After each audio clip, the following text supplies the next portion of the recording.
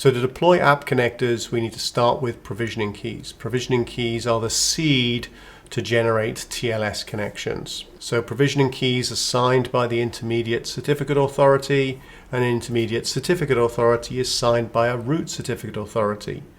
That chain of trust exists entirely within Zscaler Private Access. The clients are also enrolled against that intermediate certificate authority so that an app connector can validate a user's chain of trust end to end. So it's also important to understand that revoking certificates or deleting them or deleting the root CA will break the trust and invalidate all of the provisioning keys. So treat provisioning keys as credentials. Don't share them in clear text. Don't post them on the internet or anything like that. Use an API, use secure methods to download those provisioning keys and then load them onto your app connectors programmatically and enroll them in the platform. We're going to create an app connector group. We go into the administration portal, we create a provisioning key, we deploy the app connector, and then the app connectors are linked to a server group. The server group maps app connectors to applications. So once I've deployed, I can see my connector group. Connectors are deployed within a geolocation. So here I've deployed an app connector.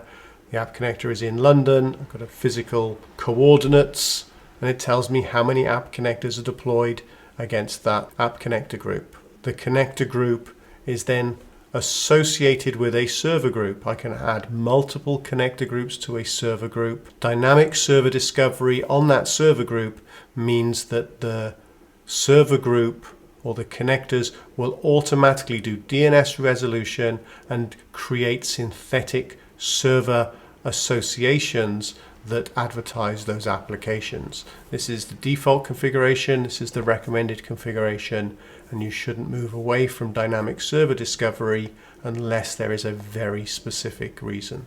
Once we've defined the app connectors and we've deployed the app connectors and we've mapped those app connectors into a server group, we can define an application segment. An application segment in this case is a wildcard.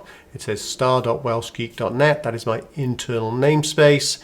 And it says anytime a user wants to access an application that matches that wildcard, we will ask any connector within the server group to DNS resolve and make a health check towards that application, and then we'll steer the client traffic through the app connector that was able to establish the connection and pass the traffic through to the application. All of this then based on policy.